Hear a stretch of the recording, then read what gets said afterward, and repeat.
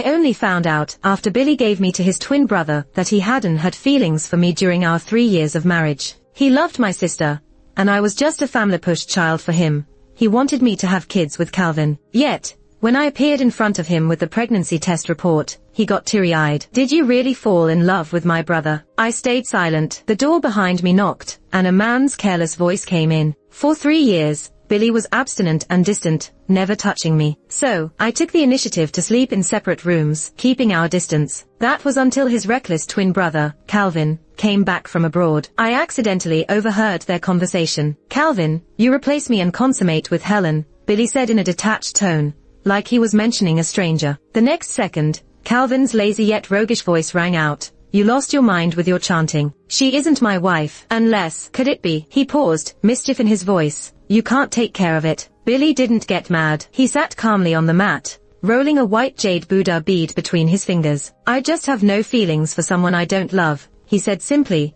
pinning me right in place. Calvin's pen suddenly snapped in his hand. He picked it up casually, a smirk at the corner of his mouth. Is that so? If not her, then who do you love? Billy was silent for a moment. At that point, my heart sank, until he spoke again, naming someone all too familiar. Sherry, my cousin, once the nation's sweetheart, who left the spotlight 3 years ago to move abroad. Hearing her name dredged up old memories. Billy and I grew up knowing each other. In 8th grade, he got seriously ill and was sent to a monastery. We hadn't been in contact since. The next time I saw him was senior year of high school. He sent a letter through someone. An elegant, thin-stroked script inside the plain envelope read simply, bored in the temple. Those 4 words were like wildfire to me. Harboring a crush on him, thinking it hinted at wanting to see me. So as soon as break started, I packed my homework and headed to the monastery. Billy, dressed in white, was as cool and distant as ever when we met. His gaze looked over my shoulder. You came by yourself. Not noticing the disappointment in his eyes, I pulled out the letter. Didn't you write to me alone? Billy looked surprised, brows furrowed, but then relaxed as he turned to show me around the monastery. 10 minutes later, he took me back to the entrance. We've seen enough. You can go back now. Surprised, I asked, is that it? Billy, can you? He cut me off, pressing a tired brow.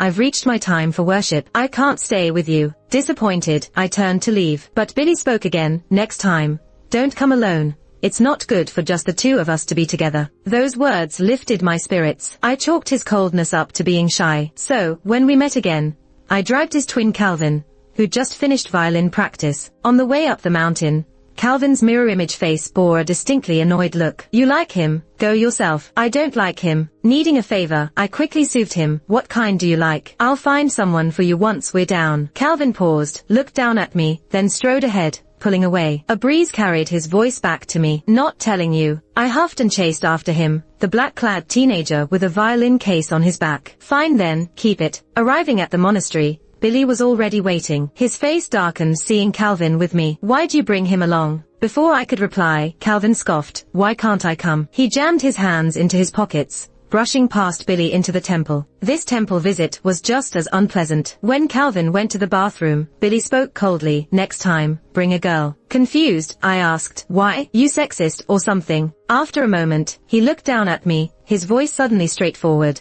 Because I'm jealous. Is that reason enough? His directness left me stunned, struggling to react. Thinking my long-standing crush was answered, I couldn't wait to share it with my cousin, Sherry, and invited her next time. She agreed. This time, Billy's eyes lit up seeing us. Back then, I thought it was because I didn't bring a boy. Now I realize it was Sherry's presence melting his icy demeanor. And this truth didn't hit me until 3 years into the marriage. Standing at the study door, my eyes reddened involuntarily. My heart pricked with countless tiny stabbing pains. Billy, you never liked me, did you? Then why marry me? I sat numbly on the sofa for a long time. Tears eventually plopped onto the floor. At some point, Billy entered the living room. He stood tall in the shadow, his silent eyes particularly cold. He stared at me for a long moment before speaking with weariness. Done crying? If so, let's talk business. I didn't say a word, messily wiped my tears, and walked to him, tiptoeing to kiss him. He shoved me hard, and my waist hit the table corner, though it didn't hurt as much as seeing the disgust in his eyes. Didn't I tell you on our wedding day? I can't break my vows. What's gotten into you now? What if it was my cousin standing before you? Billy stood there, not moving, with his ears turning red. He was holding onto those white jade prayer beads, like they were his lifeline. I could tell he was feeling something,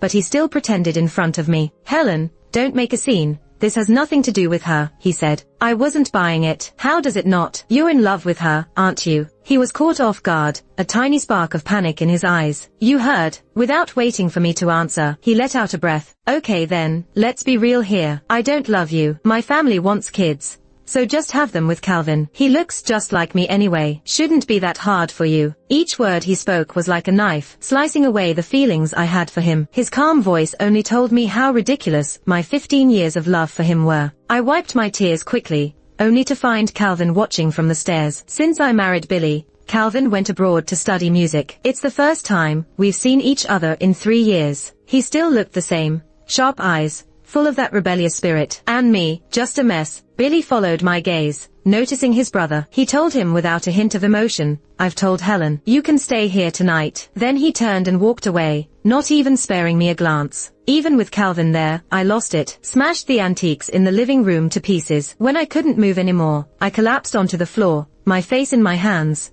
crying my heart out. Calvin came down and crouched next to me. Want to break more? I'll buy new ones for you, he said. I shook my head, trying to smile through the pain. Sorry, we finally meet again, and you have to see this. Where are you staying tonight? I'll have the driver take you. He looked straight into my eyes, something unreadable in them. Didn't my brother say I should stay here? I froze, just staring at him. It took a while to find my voice. You're serious, Calvin? How could you agree to this? Why not? He asked, raising an eyebrow, impossibly serious. I backpedaled, startled. Of course not. I'm your sister-in-law. Suddenly, Calvin knelt down, leaning in close. And so what? Panicked, I got up to bolt, but he caught up, picking me up in a playful embrace. Calvin, have you lost it? Why are you freaking out so much? I was just joking, seeing you so upset. I paused. His little scare did distract me from crying. He went back to that nonchalant demeanor, and gently set me down on the couch. Take a break, I'll clean up, he said, pouring me a glass of water. I spotted Billy's tablet beside the couch. On impulse, I picked it up, entered Sherry's birthday. It unlocked. I opened Instagram. Sure enough, Sherry was his only pinned contact. They were chatting right now. Sherry, are you sure about this? What if Helen doesn't get pregnant? Billy, she has to. Sherry, sorry,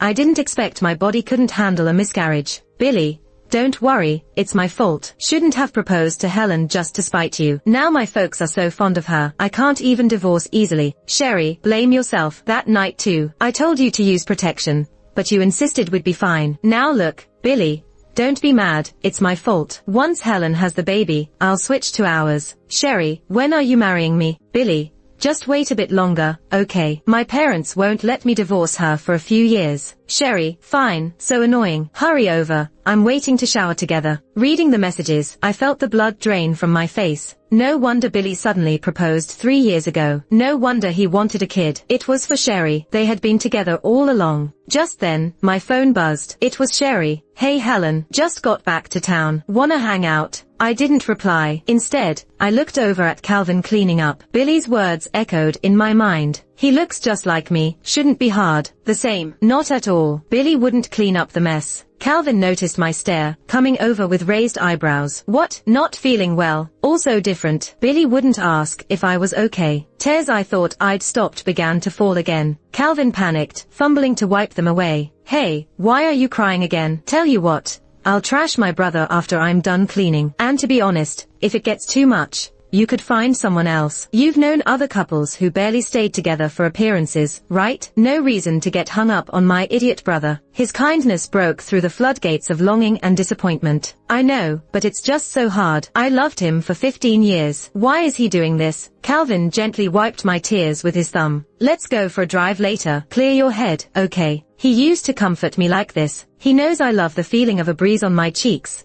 So whenever I'm upset, he'll take me for a ride on his scooter. I sit on the back and vent about all sorts of things. A lot of it is about Billy. I sniffed and shook my head. Maybe next time. I just bumped my side on the table, and it hurts. He froze for a moment, instinctively reaching out to check under my shirt, but stopped right at the edge of the fabric. Can I take a look? If it's bad, I'll take you to the hospital. He looked up at me, and his eyes were full of concern. I found myself nodding. He lifted the hem of my shirt. A bruise was clear as day in Calvin's eyes. He clenched his hand into a fist, as he stared at it for a long while. I felt my face heat up, and was about to pull my shirt down. But Calvin let go and got up, grabbing some ointment from the first aid kit. "Lie down." I watched him as he warmed up his palms. I hesitated, then laid down on the couch like he said. The floor-length window reflected Calvin's actions. He knelt beside the couch, leaning down to gently lift my shirt. A warm sensation spread across my left lower back the next moment. It was so hot it made my skin tighten, and I instinctively shifted to dodge it. Calvin looked up, his dark eyes meeting mine in the reflection. "Does it hurt?" His voice was raspy, making my ears burn for some reason. I quickly buried my face into my arms, mumbling, just be gentle." Calvin paused, then let out a soft laugh. I wanted to ask what was funny, but then I felt his touch again. This time, I stayed still, gripping the pillow under my head so hard my fingertips turned white. With my face buried, my senses seemed heightened. I felt my skin tense whenever he touched it, and then relax with his massage. I could hear his breathing, a bit heavier than usual. I could smell a faint soap scent clinging to him, subtle yet distinct. And every time he pressed down, his knee lightly brushed my thigh. The air felt like it was getting thinner. It was hard to breathe. Then suddenly, the phone rang. It was like being pulled out of water. I scrambled to answer. Billy was on the line. "Don't stay up too late with Calvin. We're having dinner at the family home tomorrow." I tried to calm myself. "Got it," I said, but the end of my voice went up unexpectedly. Calvin suddenly pressed harder on my back. "Oh, can you be gentler?" I glared at him. Calvin gave me an innocent look, batting his eyes. "Didn't mean to." "You, Helen," Billy's voice interrupted, with a hint of annoyance lurking beneath the surface. "What are you and my brother doing?" I quickly realized he misunderstood, but I wasn't in the mood to explain. Wasn't this exactly what Billy wanted? I chuckled, adding a flirty edge to my voice. "What we do doesn't concern you, does it?" As soon as I said that, Calvin leaned down, placing his chin almost on my shoulder. I froze, feeling his breath whisper past my ear. It tickled. "Don't worry, I'll take good care of Helen," he said, his fingers tickling my waist. I cursed and tried to swat his hand away, but accidentally scratched his arm. Calvin chuckled deep in his throat, resorting to scratching now. "You're wild." My face flushed with embarrassment. "Shut up, I don't want to hear it." Calvin smirked, nodding nonchalantly. "All right, I'm quieting down." But he didn't stop tickling me, leaving me at a loss for words. Billy stayed silent, listening to me and his brother's antics until he hung up at some point. The next morning, Calvin insisted on making me breakfast. He claimed he had the skills of a 5-star chef from living abroad. In the kitchen, he wore a pink apron, busy as ever, throwing goofy faces at me from the stove. Billy never did things like this for me. With Billy, it was just cold indifference. I never confused the two of them. They were entirely different. "Helen, come try this porridge I whipped up," Calvin called. I moved over, nursing my still sore waist. He lifted a spoonful of porridge to my lips. I started to reach for it, but then decided to just sip from the spoon instead. "It's good, but I think you forgot the salt." Calvin's expectant smile froze instantly. After a brief pause, he realized his cooking blunder. For a 5-star chef, this was quite the mishap. He awkwardly scratched his head. "Guess I forgot the salt." I was about to comfort him, but he suddenly made a silly heart gesture with his hands. It was so cheesy it left me speechless, yet it inexplicably made me feel warm. That's when Billy returned. He stood in the entryway, tall and well-built, white jade prayer beads dangling from his wrist, and his eyes carried a mysterious depth. His gaze fell on my hand supporting my back. 15 years of liking me, and now you're with someone else. Helen, really?" His words came with a sarcastic edge, making me want to laugh. I couldn't help but retort, "You're not dead. Do I have to mourn for 3 years?" Billy didn't reply, his lips pressed into a firm line. I knew he misunderstood my relationship with Calvin, but I wasn't about to clear it up for him. After all, wasn't this what he wanted? I giggled, massaging my waist dramatically. "Besides, that's what you wanted, isn't it? And when I get pregnant, is the kid going to call you dad or uncle?" Something in my words must have hit a nerve. Billy's face darkened. His eyes looked stormy as he faced me. Calvin wrapped his arm around my waist, his bright eyes curving into a mischievous smile. "Just call him Dad," he said. Billy's lashes cast shadows under his eyes, hiding his emotions. "Do whatever you want," he said coldly, disappearing into his study. I patted Calvin's hand that was still resting on my waist. "The show's over. You can stop now." But instead, he suddenly tightened his grip, pulling me close. I tried to push him away with my hand on his chest, but it didn't work. The only thing accomplished was feeling his chest muscles. "I've been acting for you. Don't you owe me something?" He leaned in close. I instinctively held my breath and started stuttering. What do you want?" "I'll be your model. Paint a portrait of me." I froze, plastering on a dry smile. How about you ask for something else? I haven't painted in a long time. I haven't painted since 5 years ago. 5 years ago, my graduation design was reported as a plagiarized work. It was a design I worked so hard on, my brainchild. But somehow, someone had released a design almost identical to mine just 2 weeks earlier. I had no way to defend myself. I never got my diploma and faced public ridicule in school. I became a laughingstock in the industry and never picked up a paintbrush again. Well, except once. On Sherry's 25th birthday, she insisted on being my model, begging me to make her look nice, and saying it was just to honor our friendship. I kept refusing. Then she pouted and said, "Helen, am I not like a sister to you?" I was speechless. Billy, who was quietly folding paper cranes next to me, suddenly looked up, and in his usual indifferent tone said, "It's just a painting. What are you refusing for?" I pressed my lips together and finally agreed, but with one condition: don't post it online. Who would have thought that the very night after I finished the painting, I'd end up trending online. Sherry posted the artwork on Facebook with the caption, "Thank you, Helen, for the birthday gift. I love it." Even after hiding so long, I was dragged back into the public eye by her. People immediately dug into my past, calling me a plagiarist and advising Sherry to stay away from me. "Sorry, Helen, your painting is too pretty. I just couldn't help posting it on Facebook," Sherry said, swinging our joined hands apologetically. I looked down at our intertwined hands, and for the first time, spoke harshly to her. "I'm not in a good mood now. Can you leave me alone?" Sherry was stunned. I turned and went home, only to be scolded harshly by my dad and stepmom the moment I entered the door. "Why do you have to show off? So what if you can paint? If I had known you'd embarrass us like this, I would have broken your hand." "Helen, your dad barely managed to cover up your plagiarism scandal then, and now you're stirring things up again. Do you think we have money to burn?" Every word felt like a blow to my back, slowly bending my prideful and lively spirit. That's probably when I became thoroughly quiet. When Billy saw me again, even he was surprised enough to raise an eyebrow. "You've changed a lot," I chuckled.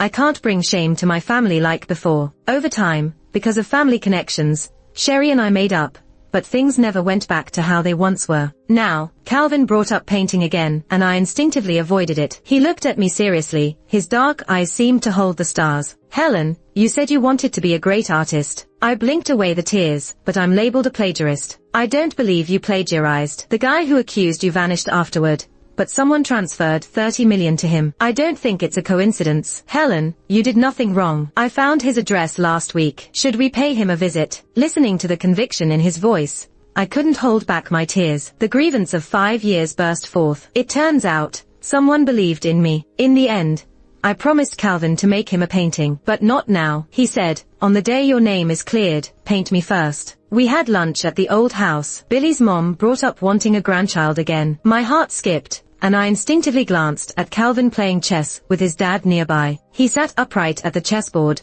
different from his usual laid-back manner. His long fingers held a smooth black piece, rubbing it gently. For some reason, I remembered how his calloused finger had brushed my waist the night before. Suddenly, he looked my way, raising an eyebrow slightly. Snapping back to reality, embarrassed, I looked around to avoid his gaze. I accidentally locked eyes with Billy. Unlike before, instead of feeling overjoyed, I frowned and looked away. He immediately tightened his grip on his beads. After lunch, Calvin came home with us, but was blocked at the door by Billy. "Your house isn't here." Calvin nonchalantly pushed past and stood next to me, grinning innocently. "I know, but I have to accompany my sister-in-law. You said it yourself yesterday. You want her to have a baby with me." Billy was silent, just staring at me. I sweetly hooked my arm through Calvin's, waving at Billy. "Go out and have fun. Don't bother us." 2 seconds later, Billy left, slamming the door hard. The noise left me stunned. Was he angry? But wasn't this what he wanted? When the days faded, Calvin called me over to book tickets to go abroad. We planned to meet the guy, Nick, who accused me of plagiarism. Upon arrival, we learned Nick had a car accident a few days earlier and didn't survive. I stood at the hospital entrance for a long time, the foreign cold wind biting my face. Then, Calvin turned sideways to shelter me from the wind. "It's okay. There must be other ways." I nodded, letting the wind mess up my long hair. As my vision blurred, I felt briefly separated from the world, until a sir broke the silence. Calvin and I turned and saw a middle-aged woman standing not too far away. It was Nick's wife. I silently pulled up my mask. She jogged over and bowed to Calvin, nervously speaking in a rush. I thought you wouldn't come since you didn't answer my calls. You're a lifesaver to us. Nick wanted to see you one last time, but didn't manage to. Calvin stood there, slightly bewildered, but he quickly snapped out of it. His gaze turned cold and distant, and his stance was a bit less relaxed. For a moment, I almost called out Billy's name. He had learned it so well. Nick's wife paused, glanced cautiously at Calvin, and said, after Nick passed, he didn't leave much money. It's tough for me and the kids here in a foreign land. Could you perhaps throw in another 30 million to help us out? Calvin lowered his gaze, looked at her coldly, not saying a word, but the pressure was palpable. She rubbed her hands anxiously. You don't have to help me, but some things Nick left might end up with your wife Helen. It won't look good when that happens. Hearing my name, I was stunned, my heart growing cold inch by inch. Billy, what have you been up to behind my back? Money isn't the problem. Calvin's voice suddenly dropped, tinged with a hint of displeasure. But this is the last time. Give me the stuff, and I'll destroy it myself. If you dare keep a backup, I'll make sure you join Nick. Of course, but I want to see the money first. Calvin narrowed his eyes and snorted coldly. Don't lecture me. I don't like killing. Seemingly reminded of the power behind the Pei family, Nick's wife hesitated for a moment, but eventually backed down. Fine, I'll give it to you now, but you must keep your word. After a few seconds of hesitation, she pulled out a USB stick. Calvin connected the USB to his phone and checked the files inside. They were phone recordings and chat logs. Suddenly, Nick's wife exclaimed, how come you're not wearing the prayer beads today? Calvin's fingers paused, then without lifting his gaze, he simply and plainly said 4 words. It's cold, hands freeze. Tomorrow, 30 million will be in your account. Hide well overseas. Leaving those words behind, Calvin quickly turned and left, and I hurried after him. Hearing that, Nick's wife had her mind set on the money, any doubts gone. She even warmly showed us out. On the way back to the hotel, I listened to the recordings on the USB. It had Billy saying to Nick, 30 million, stop bothering Sherry, or I won't hesitate to kill. There was Sherry talking to Nick.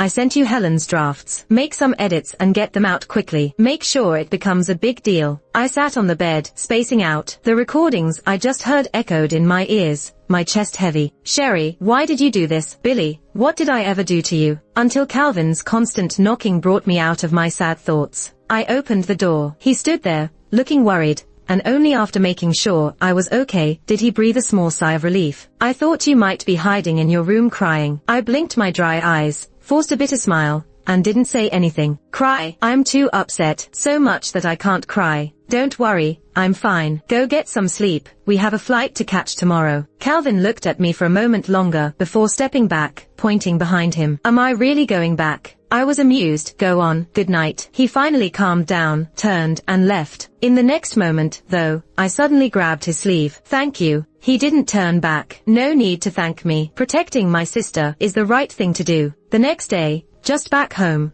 I opened the door to hear a woman's giggles inside. It was Sherry. She was straddling Billy, her cheeks lightly flushed. Seeing me, she slowly got off Billy and greeted me. Helen, you're back. At the same time, a string of jade beads fell from her skirt. They shimmered with a soft light. Those were my gift to Billy for his 18th birthday. Now, they were being disrespected like this. I can't imagine how heartbroken the old me would be. But luckily, I don't care that much now. 3 years since I last saw her. Sherry still ran over and shook my arm like before. Why don't you ever reply to my messages? I was worried, so I came to see you, and just happened to run into Billy. So we hung out for a bit. Just happened to run into him. They've clearly reached this point and they are still pretending. I pulled my arm back, expressionless, and unceremoniously shoved her aside. With some force, she fell straight to the ground. Sherry, Billy rushed over, helping Sherry up, and harshly scolded me. Helen, what's gotten into you? Apologized to Sherry. I promptly flipped him off. Not happening. It was my first time standing up to him like this. Billy's eyes landed on me, with a hint of scrutiny. Suddenly, he sneered, you're throwing a tantrum. Helen, there's no need. You know I don't love you. All these little schemes of yours just annoy me more. I stared at his face, feeling a bit dazed. I've liked Billy for 15 years. Whether it was his lively, sunny self when we were young or his calm, quiet demeanor during our marriage, he'd never smiled at me once. In front of me, he's like a frozen lake. No matter how I treat it, there isn't so much as a ripple. This is the first time he smiled in front of me, but it was full of mockery, mocking the me that changed herself for him all these years. I sighed, eventually saying to Billy calmly and with composure, "You're overthinking it. You're not worth my tantrums anymore. Billy, let's get a divorce." His cold and disdainful eyes turned into a blank stare. Seems he didn't expect me to give him up. "Helen," he narrowed his eyes, pressing his lips into a line. "That joke's not funny." I shook my head. "I'm not joking. You like my cousin, right? After we divorce, you can marry her. I'll call you cousin-in-law then." Billy fixed his gaze on me, seemingly trying to find some trace of insincerity. I just watched him quietly. "What, don't you want to marry her?" Sherry suddenly looked up at him. Billy paused, then grabbed Sherry's hand, interlocking their fingers, and looked straight at me. "You don't have to try to come between us, Helen. We can divorce, but you have to tell my parents that you fell out of love. I don't want to have a bad impression in their minds. Plus, Sherry's making a comeback in the entertainment industry, and this can't tarnish her image." Silence filled the room. For the first time, I wanted to describe the man I once held so dear as shameless. He knows full well how much his parents adore me as their daughter-in-law, and despite being at fault, he wants me to take the blame for everything. How shameless. Just then, beside me, Calvin muttered under his breath, "Even divorcing is a hassle. Bad impression. If you messed up, own it. Your parents have more than one son." He just went ahead and took out his phone, snapped a pic of Billy and Sherry holding hands, and sent it to the family group chat. Billy rushed to stop him, but he was too late. The photo went out, along with Calvin's laid-back voice message. "My brother cheated, brought the mistress home, and wants to divorce Helen." The four of us were called back to the family home. As soon as we got in, Billy's dad's stern voice echoed, "Billy, get on your knees." Billy didn't budge. He just stood there, confident. "I did nothing wrong. I just found someone I truly love." The words had barely left his mouth when his dad's belt whipped across his back. "Then why'd you marry Helen in the first place? She's a good woman, and you're messing around." Seeing Billy getting hit, Sherry jumped in. "Uncle, please stop. What if you hurt him? Your grandson would be heartbroken." "Grandson?" Sherry touched her stomach. "I'm pregnant with Billy's child." They were stunned for a moment, exchanged glances, then looked back at silent me. Finally, Billy's mom gritted her teeth and coldly said, "Then get rid of it. We don't accept illegitimate children. I'll only recognize a grandchild from Helen." "Mom, I don't like her. If you want her child, then I can't help you. You ungrateful kid." In the chaos, I calmly spoke up. "Billy, let's get a divorce. If I ever marry again, or have kids, I'll recognize you as their godmother." They tried to persuade me, but my mind was set. I had to get divorced. With their reluctant looks, Billy and I got our divorce papers. That afternoon, Sherry couldn't wait to announce on Facebook, "After all this time, it's still you," she wrote, with a picture of them holding hands. Maybe to promote Sherry's comeback, even non-Facebook user Billy made an account to comment, "Hello, my wife." The two of them instantly became a trending topic. Lovebirds, people said, but there were some dissenting voices too. Am I the only one who remembers Billy was married? Nope, they are divorced now. And the other one was disgraceful Helen, so they should have split. It was their announcement. Yet I got pulled into the mess and was dragged through the mud. Sherry even messaged me, "Helen, thanks for giving Billy back. When we get married, would you be my bridesmaid?" Ridiculous, I thought, and sent her a voice clip I'd gotten from Nick's wife. "Listen to this. Still want me as your bridesmaid? Sorry, Helen, I didn't mean to frame you." Not long ago she was flaunting over text, yet now Sherry was clutching my leg, begging, "I'm asking you, please. I apologize. Can you delete those recordings, please?" Billy stood there, face stern, and shouted at me, "Helen, that's enough." Sherry apologized. "What more do you want?" "First, I can choose not to accept her apology. Second, you can't escape either." I released the recording of Billy and Nick. The cold look on his face crumbled into panic. He stepped forward, trying to grab my hand, but I slapped him hard. It hurt my hand. He turned away awkwardly but eventually looked down and pleaded, "Please, let Sherry go." I laughed out of anger. Why didn't she let me go then? Why did she keep plotting against me? Do I owe her something? And you, fighting with her, why did you have to sacrifice my marriage? Billy hung his head, pride gone, murmuring sorry over and over. I couldn't be bothered with them anymore. I exposed everything. Sherry's high-profile comeback crashed into a scandal. She became an outcast and lashed out at me. "Helen, you're just as cheap as your mom. She ruined my mom, you ruined me, we have the worst luck with you too. And let me tell you, I never really liked Billy. I just wanted to take your man. Just like your mom pursued my dad." That's when I realized why she resented me. It was because her mom, my aunt, and my mom once loved the same man. My aunt manipulated him into marrying her, but the marriage was unhappy. My uncle eventually committed suicide. He left a drawer full of sketchbooks, filled with drawings of my mom. When my dad found out, he and my mom split, and he couldn't stand me, the art-loving kid. Later, my mom drowned herself out of grief. Both families shattered, but I thought Sherry and I were unaffected. Turns out, she never forgot. Doesn't matter. She won't get away with it now. I'm not done with her. Once my name was cleared, I got my diploma back. The first painting I made was promised to Calvin. By the time I finished, it was evening. The golden glow of the setting sun spilled onto Calvin's face. "How about I take you for a ride?" he said. This time, I didn't refuse. I sat on the back of his bike, soaked in the summer breeze, carrying the light scent of his laundry detergent, just like countless times before. But this time, I wasn't venting to him through tears. Instead, he asked, "Why did you even like my brother back then?" I paused, thought about it. I really didn't know why I fell for him. All I knew was that once I realized I liked him, I was already lost in the rare moments he spent with me. If I had to find a reason, maybe it was because he was a top student. At first, it was admiration, and then it turned into affection. Calvin went quiet. He wasn't fond of studying at first. "I've got good grades now. Maybe you can try liking me." I looked up, watching his ears and neck turn red. "I used to be your sister-in-law, you know. So, isn't that done?" I stayed silent, memories of our interactions racing through my mind. Finally, I had my answer. "He deserved it. But, it's too fast. I just got divorced." Calvin instantly got what I meant. "All right, then I'll wait for you. I'm reserving a spot as your second husband." When I turned 30, I decided to remarry. With Calvin, because of a brief lapse in attention, I got pregnant. When he took me to place the pregnancy test on the table and said he wanted to get engaged, his parents were over the moon. Billy, who'd been dumped by Sherry, stood nearby, staring at me intently. Eventually, he seized the chance to corner me in an upstairs room. He pulled out the birthday gift I once gave him. "Helen, I've cleaned it up." I frowned, eyes full of disgust. "It's filthy. Keep that, and yourself, away from me." Billy was stunned for a moment. His eyes gradually reddened. His gaze fell on my belly. "You're really pregnant?" I chuckled. "Yeah, as you wished. Just that you missed the chance to swap Sherry's kid with me." He opened his mouth, but couldn't say a thing. He just asked lamely and unwillingly, "Did you really fall for my brother?" I didn't answer, just looked at him like he was an idiot. Suddenly, there was a knock on the door behind me. Calvin's laid-back voice came through. "Fiancé, open up. I'm here to pick you up." I gave Billy a polite smile, turned, opened the door, and jumped into Calvin's arms. He held me tight and then looked at the face in the room, identical to his own, grinning triumphantly. "Thanks for messing up, big bro, so I could sneak in. I'll save you a seat at the main table at the wedding." I pressed a kiss on Calvin's lips, then turned to look at the regretful Billy. I flipped him the bird with both hands. "Bro, make sure you come to the wedding, okay? Oh, and the kid will call you uncle."